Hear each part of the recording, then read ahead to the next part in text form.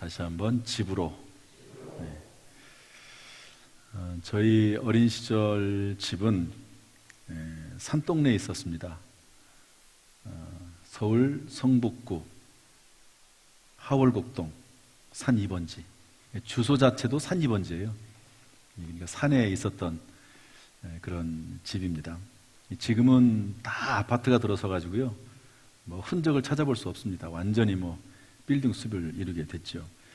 그래서 옛날에는 가난한 사람들이 산 꼭대기에 살았는데 요즘은 부자들이 산 꼭대기에 사는 것 같아요. 예. 그래서 저희 어렸을 때 초등학교 때죠. 산동네에 살았는데 한참 이제 올라가야 했습니다. 또 저희 부모님들은 또 일을 하셨기 때문에 공동수도, 제가 가서 학교 끝나고 나면 가끔 밥을 다 차려 놓으시죠.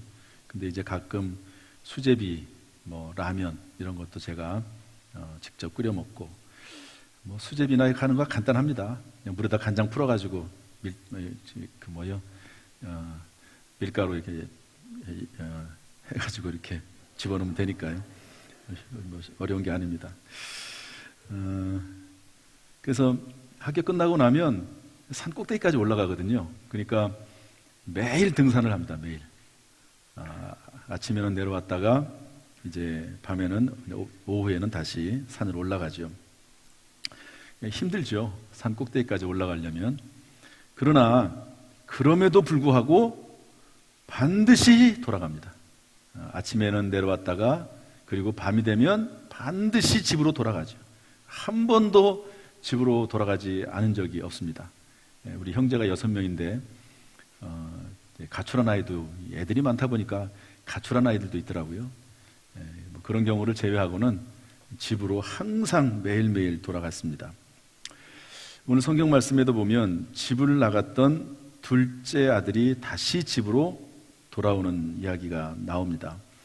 처음에는 좋았죠. 아버지 재산 물려받아가지고 억지로, 막 강제로, 원래는 아버지가 돌아가신 다음에 물려받아야 되는데 막 떼를 쓰고 막, 그러니 어떡하겠습니까? 재산을 물려준 것 같아요. 멀리 외국으로 가서 허랑방탕했습니다. 재산을 다 탕진했습니다. 재산이 있을 때는 친구들이 많았는데 다 떨어지니까 뭐 다 친구들도 어디론가 사라져버리고, 어떤 사람이 집에 가서 돼지를 치는 일을 했습니다.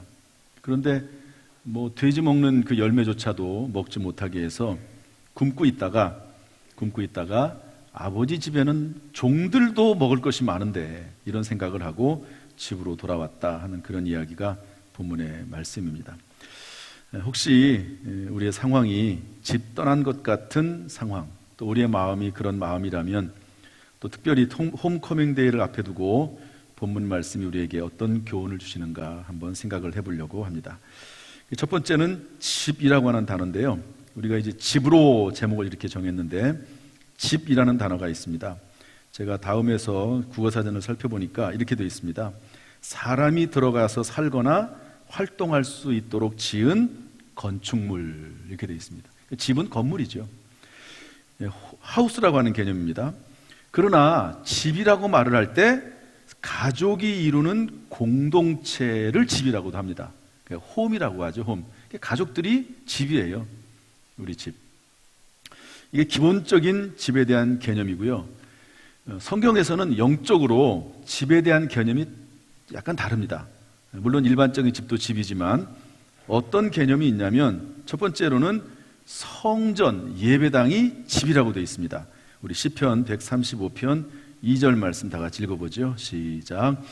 여호와의 집, 우리 여호와의 성전, 곧 우리 하나님의 성전 뜰에 서 있는 너희여. 그러니까 어떤 곳이 집이라고요? 지금 우리가 앉아있는 이 예배당, 성전이 집이라는 겁니다. 집. 여기 계신 분들은 다 집으로 오신 분들이에요. 그러면 집에 안 오신 분들은 뭐죠? 그분들은 가출한 사람들입니다. 가출해가지고 집에 안 들어오는 거죠. 벌써 한 2년 동안 가출해가지고 안 들어오는 사람도 있어요. 다 돌아와야 되겠죠. 이게 이제 성경에서 말하는 영적 집입니다. 하나님의 집. 그 다음에 교회의 성도들이 집입니다. 고린도전서 3장 9절 말씀 다 같이 한번 읽어보겠습니다. 고린도전서 3장 9절 시작. 우리는 하나님의 동력자들이요 너희는 하나님의 밭이요 하나님의 집이니라. 그러니까 여러분, 집이 홈이 있고 하우스가 있듯이 교회도 마찬가지입니다. 이 예배당이 집이고 또한 성도들이 바로 집이라고 성경은 말씀하고 있습니다. 그런데 세 번째 집이 또 있어요, 성경에서. 그것은 뭐냐면 영원한 하나님의 나라, 천국이 집이라는 겁니다. 요한복음 14장 23절 2절 3절 말씀인데 우리 다 같이 한번 읽어보겠습니다. 시작. 내 아버지 집에 거할 곳이 많도다. 그렇지 않으면 너희에게 일렀으리라. 내가 너희를 위하여 거처를 예비하러 가노니 가서 너희를 위하여 거처를 예비하면 내가 다시 와서 너희를 내게로 영접하여 나 있는 곳에 너희도 있게 하리라. 아멘. 여러분, 우리에게는 영원한 하나님의 나라, 천국이 예비되어 있는 줄로 믿습니다. 그 집입니다. 우리의 집.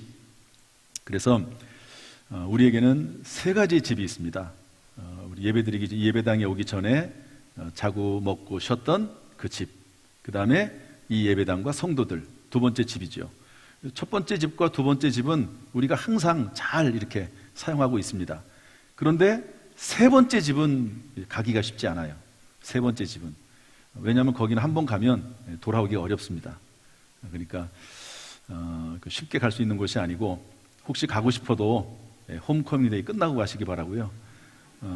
그리고 사역이, 우리의 사명이 끝나기 전까지는 하나님께서 그 집으로 우리를 불러주지도 않습니다. 사명 끝까지 잘 감당하다가 하나님을 기쁘시게 하다가 우리의 영원한 나라, 하나님의 나라에 들어가게 될 줄로 믿습니다. 그래서 집은 세 가지가 있다 하는 거고요. 오늘 성경 말씀에 보니까 집으로 돌아왔습니다, 둘째 아들이. 그랬더니 어떤 일이 일어나게 되죠? 첫 번째는 자신에게 기쁨이 됩니다. 자신에게. 그래서 그 아버지가 아들이 저기 멀리서부터 오는 것을 보고 먼저 아버지가 뛰쳐나가가지고 그 아들을 맞아들이고 제일 좋은 옷을 입히고 손에 반지를 끼워주고, 이것은 신분이 회복됐다는 의미를 말합니다. 발에 신을 신기고 살찐 송아지를 한 마리 잡아가지고요, 풍악과 춤을 추면서 즐거워합니다. 그래서 모든 사람들이 잡혀 죽은 송아지 외에는 다 즐거워하고 기뻐했다 하는 것이죠. 여러분, 하나님께서도 마찬가지입니다.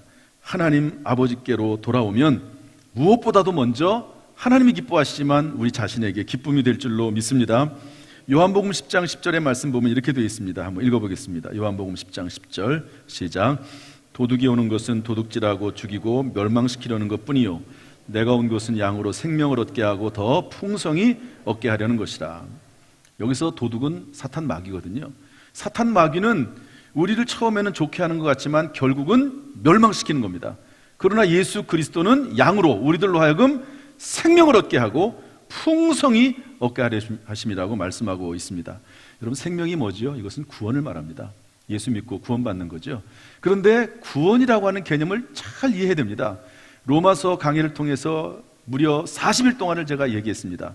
성경에서 말하는 구원은 1차적으로 우선적으로 가장 중요한 게 이신칭의입니다. 따라합시다. 이신칭의. 믿음으로써 의롭다고 하나님이 그냥 호칭을 그렇게 불러주시는 것 뿐이지 완벽한 것이 아니다 하는 겁니다. 성경 말씀, 로마서 4장 말씀 보면 이렇게 되어 있습니다. 이를 아니할지라도 또 경건하지 아니할지라도 의롭다 하심을 믿는 자들에게는 그 믿음을 의로 여기시나니. 따라합시다. 그 믿음을 의로 여기시나니. 이것이 성경의 핵심입니다. 사도 바울이 전한 복음의 핵심입니다. 우리가 구원받은 것은, 하나님 앞에 의롭다 하심을 얻은 것은 우리의 공로로 얻은 것이 아니고 우리의 윤리적인 삶으로 얻은 것이 아니고 오직 예수 그리스도를 믿는 믿음을 하나님께서 의롭게 여기셔서 우리를 구원하신 줄로 믿습니다. 이것을 생명을 얻는다고 말합니다. 그 다음에 그것으로 끝나는 게 아니라 이 땅에 사는 동안 더 풍성히 얻게 하심이라고 했는데, 이것은 우리가 항상 하듯이 반드시 잘 되고 오히려 더 잘 되고 크게 잘 되게 하는 것이 하나님의 뜻이요 계획인 줄로 믿습니다. 이것이 우리의 믿음이에요. 현재 좀 힘들고 어렵다 할지라도 다 과정이요, 결국에는 오히려 더 잘 되게 하시고 크게 잘 되게 하실 줄로 믿습니다. 믿음 안에 서 있기만 하면, 예수 그리스도를 붙잡기만 하면 주님이 주신 지혜와 능력으로 반드시 그렇게 하나님께서 인도하실 줄로 믿습니다. 그 다음에 아버지께로 돌아오면요, 아버지가 기뻐하시고 공동체가 기뻐합니다. 20절 말씀 보니까 아버지가 환대했습니다. 그리고 24절에 보니까 아버지가 기뻐했어요. 그리고 모든 식솔들이 함께 잔치했습니다. 여러분, 마찬가지로 한 영혼이 돌아오면 하나님 아버지, 우리 주님 예수 그리스도에게 기쁨이 되는 줄로 믿습니다. 그래서 여러분, 예수님께서 성경 말씀을 쭉 읽어보면요, 기뻐하셨다, 즐거워하셨다 하는 그런 내용들이 그렇게 많지 않습니다. 그런데 노골적으로 예수님께서 기뻐하셨다는 말이 나오거든요. 그때가 언제냐면 예수님께서 70인의 전도대를 파송하시고 그들이 돌아와서 2명씩 전도하고 돌아와서 보고할 때 영혼들이 구원받는 것을 보고 기뻐하시는데, 한번 읽어보겠습니다. 누가복음 10장 21절 말씀 다 같이 읽어보죠. 시작. 그때에 예수께서 성령으로 기뻐하시며 이르시되 천지의 주제이신 아버지여, 이것을 지혜롭고 쓸고 있는 자들에게는 숨기시고 어린아이들에게는 나타내심을 감사나이다. 옳소이다. 이렇게 된 것이 아버지의 뜻이니이다. 그때에 수많은 사람들이 구원받고 돌아올 때 하나님 예수님께서 기뻐하시면서 이렇게 세상에 미련한 방법으로, 여러분 언어를 통해서 복음 전도를 통해서 구원받는 것이 쉬운 일입니까? 그런데 그것을 통해서 구원받게 하시는 것이 하나님의 뜻이라고 말씀하고 있습니다. 그러므로 한 영혼이 돌아오면, 우리가 하나님께로 돌아오면 하나님이 기뻐하시고 공동체, 교회의 기쁨이 되는 것이죠. 그러나 오늘 성경 말씀을 읽다 보니까요, 큰 아들은 그 작은 아들이 돌아왔을 때 기뻐하지 못했어요. 오히려 불평했습니다. 아니, 나를 위해서는 염소 새끼 한 마리 잡아주지 않더니 둘째 아들 그놈 멀리 가가지고 아버지의 재산을 다 탕진하고, 성경에 있는 말씀 그대로 창녀들과 함께 아버지의 재산을 삼켜버린 이 둘째 아들, 내 동생이 왔을 때는 송아지를 잡습니까? 그러면서 불평합니다. 그러나 그렇지만 아버지는 설득하죠. 지금 있는 모든 재산이 다 네 것 아니냐, 동생은 죽었다가 살아났으니까 우리 환영해 주자. 그러면서 또 큰아들도 다독여서 들어가는 것을 볼 수가 있습니다. 우리가 큰아들 같은 모습이 아니라 이렇게 교회에 누가 오든지 간에 환영하는 모습이 있어야 될 줄로 압니다. 그래서 여러분, 이렇게 집으로 돌아왔더니 본인에게 기쁨이 되고 또 그리고 공동체에도 기쁨이 됐습니다. 그러므로 집으로 돌아오라는 것이죠. 따라합시다. 집으로 돌아오라. 우리 17절 말씀 읽어보겠습니다. 17절 다 같이 시작. 이에 스스로 돌이켜 이르되 내 아버지에게는 양식이 풍족한 품꾼이 얼마나 많은가, 나는 여기서 줄여 죽는구나. 하나님을 떠난 인생, 여기서 물론 아버지를 떠난 사람이긴 하지만 하나님을 떠난 인생이 얼마나 비참해지고, 결국에는 처음에는 좋을지 몰라요. 그러나 결국에는 비참해지고, 그리고 하나님 아버지께로 돌아오면 모든 것이 풍족하다는 사실을 깨닫고 여러분 집으로 돌아오고 영원히 하나님의 집에 거하기를 주님의 이름으로 축복합니다. 또한 우리 18절 19절 말씀도 읽어보겠습니다. 18절 19절 시작. 내가 일어나 아버지께 가서 이르기를 아버지, 내가 하늘과 아버지께 죄를 지었사오니 지금부터는 아버지의 아들이라 일컬음을 감당하지 못하겠나이다. 나를 품꾼의 하나로 보소서 하리라 하고, 처음에는 아버지에게 때를 써가지고 돈을 가지고 멀리 외국으로 갔습니다. 얼마나 못됐습니까? 그리고 얼마나 교만합니까? 세상 물정을 모르는 거죠. 그러나 고생을 하고 나니까 아버지 귀한 줄 알고 하나님 귀한 줄 아는 거죠. 사람이 고생을 좀 해봐야 됩니다.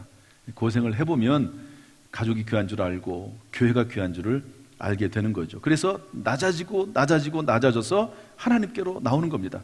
그때 하나님께서는 그 사람을 부르시고 그 사람을 사용하세요. 여러분, 모세를 보십시오. 하나님께서 그를 사용하겠다고 하는데 그야말로 자존감이 낮아져가지고 됐습니다. 나는 그냥 양치기 생활로 만족합니다. 그러고 이야기하지 않습니까? 그러나 하나님께서는 그 낮아진 마음을 오히려 더 귀하게 여기셔서 한 나라의 지도자로 세우시는 것을 볼 수가 있습니다. 자존감이 완전히 떨어져가지고 도저히 막 우울증 걸리고 그 정도는 아니라 할지라도, 여러분, 우리가 겸손할 정도, 정말 하나님 앞에 오직 하나님밖에 없다라고 하는 그런 믿음이 생길 때, 그런 마음이 있을 때 하나님께서는 사용하시기가 훨씬 수월한 것 하다는 것을 알 수가 있습니다. 그래서 자신의 죄와 허물을 인정하고 겸손하게 집으로 돌아왔다는 것이죠. 또한 20절 말씀을 보겠습니다. 20절 다 같이 시작. 이에 일어나서 아버지께로 돌아가니라. 아직도 거리가 먼데 아버지가 그를 보고 측은히 여겨 달려가 목을 안고 입을 맞추니, 이제 깨닫고 일어나서 아버지께로 돌아갔습니다. 결단을 한 것이죠.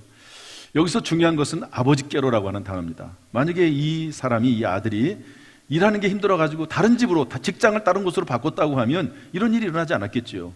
그런데 방향을 아버지께로 정했다는 게 중요한 겁니다. 그래서 제가 가끔 말씀드리는 거지만 열심보다 방향이 더 중요합니다. 따라서 열심보다 방향이 중요하다. 어떤 사람이 밤이 새도록 열심히 일을 했습니다. 밤잠을 안 자고. 그런데 그 직업이 뭐라고요? 도둑이에요, 도둑. 그러면 그 열심이 무슨 소용이 있습니까? 아무런 의미가 없는 것이죠. 그래서 방향이 열심보다 더 중요하다 하는 겁니다. 여러분, 이번 우리 행사뿐만 아니라 우리의 평생에 주님께로 돌아와서 살아갈 수 있기를 주님의 이름으로 축복합니다. 오늘 일부 예배 때 한 분이 우리 교회에 나오셨어요. 새신자도 나왔고 등록도 하셨고, 그 다음에 2년 동안 교회 안 나왔던 한 분이 남편과 가족들, 딸과 함께 교회를 나왔습니다. 이런 경우도 있더라고요. 이 코로나19가 터지면서 코로나19에 대한 두려움이 너무 큰 거예요. 그래가지고 2년 동안을 거의 밖에 못 나갔습니다. 그리고 집안에 있으면서도 뭐 하나 제대로 못 만지는 거예요. 이거 잘못 만졌다가는 코로나 병에 전염이 될까 하는 그런 걱정과 두려움이 생겨가지고요. 이게 이런 두려움이 생기니까 신체에도 문제가 생겨서 병이 생기더라고요. 참 이 사람의 마음은 몸과도 연결이 돼 있습니다. 그래가지고 2년 동안 교회를 못 나왔죠. 제가 몇 번 통화를 하고 기도하고 그랬는데도 그 두려움을 떨쳐버리지 못하는 거예요. 그러니까 우리가 생각하는 코로나19에 대한 두려움보다도 훨씬 더 두려운 경우도 있는 것 같습니다. 그런데 지난 주간에 고모부가 그러더래요. 고모부니까 이제 말을 편하게 하겠죠. 야, 너 교회 나가. 너 교회 안 나가면 죽어. 그 말이 마음속에 들어온 거예요. 그래가지고 오늘 일부 예배 때, 7시 반 예배 때요, 내가 교회 나가야 되겠다. 내가 교회 나가야 산다. 교회 나가지 않으면 나는 죽는다. 그런 마음이 생겨가지고 이분이 교회 나왔어요. 가족들하고 함께. 참 하나님의 은혜죠. 정말 하나님의 은혜입니다. 집 밖에를 나가지를 못하는데 집 밖에 나온 거예요. 집 밖에 나와서 예배를 드리게 된 게죠. 하나님이 도와주신 거라고 봅니다.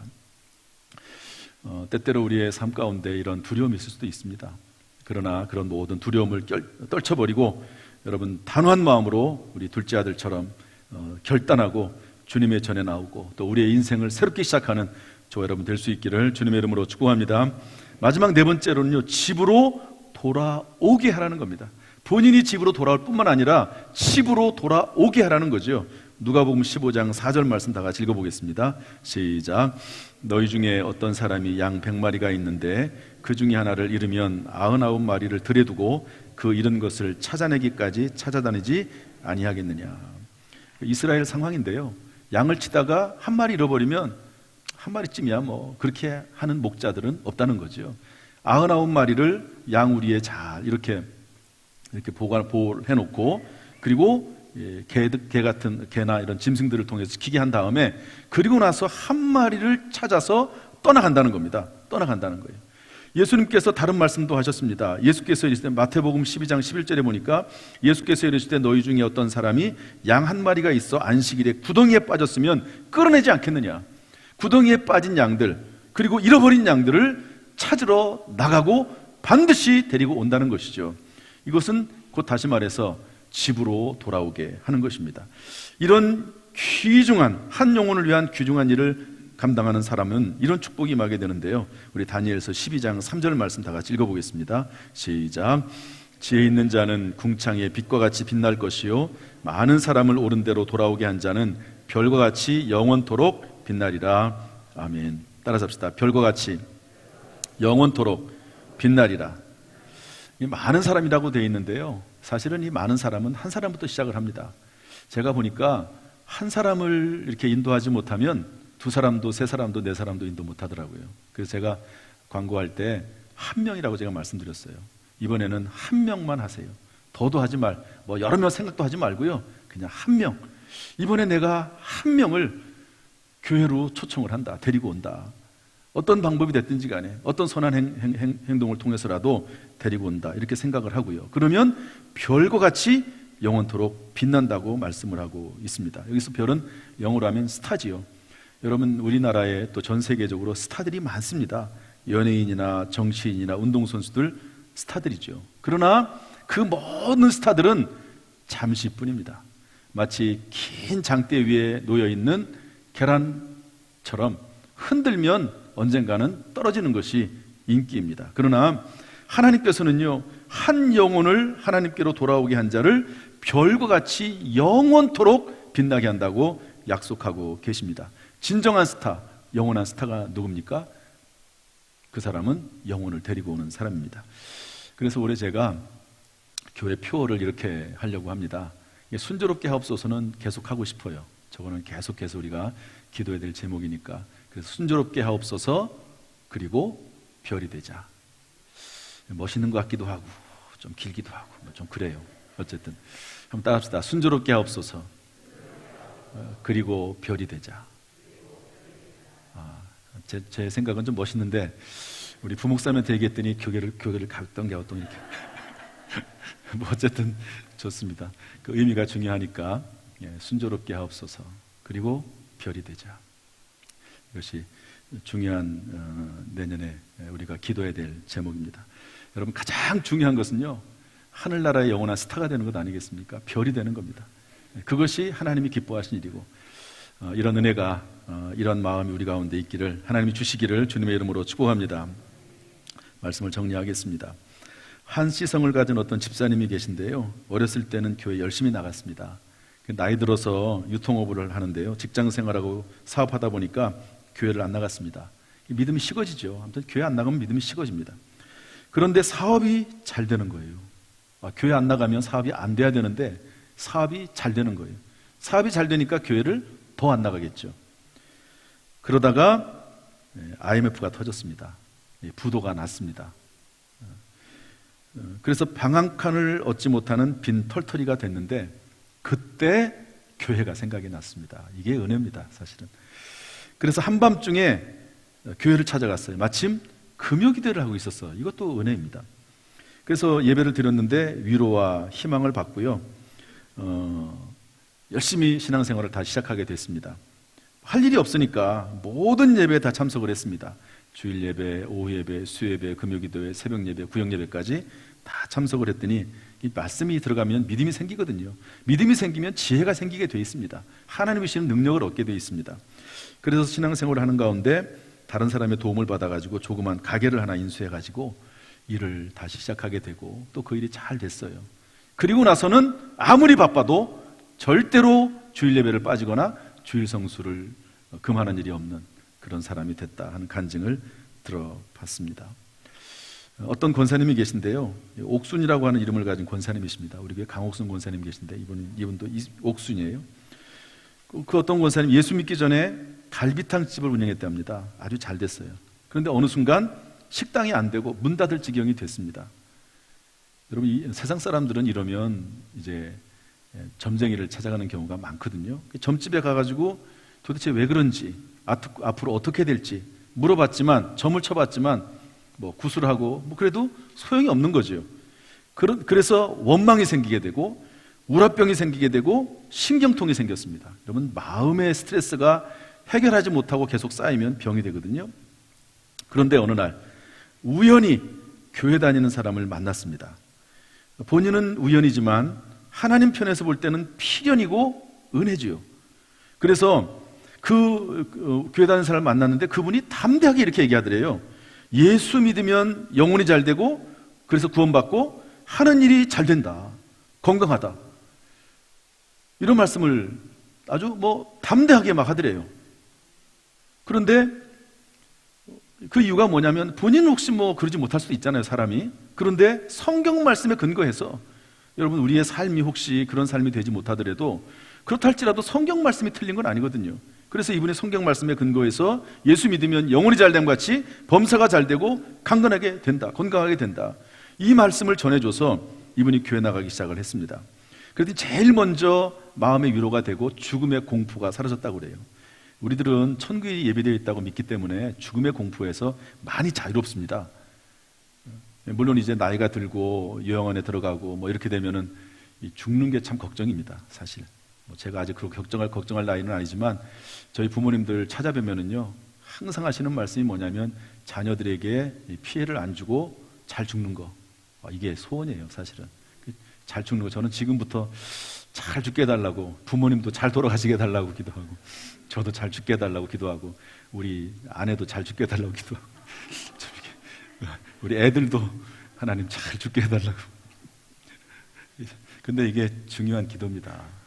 잘 죽는 게 중요하거든요. 당장 잘 죽으라는 말이 아니고 정말 그 마지막 순간이 참 아름답게 하나님 부르심을 받을 수 있도록 저는 항상 그렇게 기도를 하는데, 죽음의 공포가 사라진 거예요.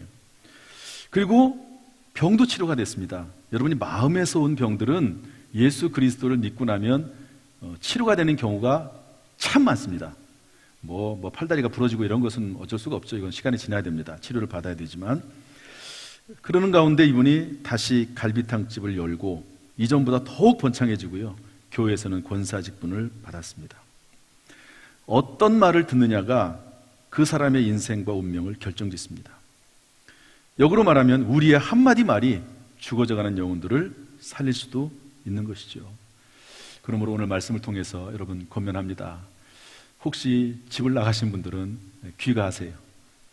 그런 분은 없겠지만 가출하신 분은 귀가하시고, 그리고 여기 분들은 뭐 다 가출하신 분들이 아니지만 혹시 이 말씀을 누구를 통해 전해 듣든지 간에 예배당, 하나님의 집을 가출하신 분들도 돌아올 수 있기를 주님의 이름으로 축복합니다. 또 그리고 귀가하도록 하나님의 집으로 돌아오도록 여러분 그들을 인도할 수 있기를 주님의 이름으로 축복합니다. 하나님의 집 안에 거함으로 참된 안식을 얻고 또 한 영혼을 하나님의 집 안으로 인도해서 하늘의 별처럼 영원한 스타가 될 수 있기를 주님의 이름으로 축원합니다. 할렐루야. 기도하겠습니다.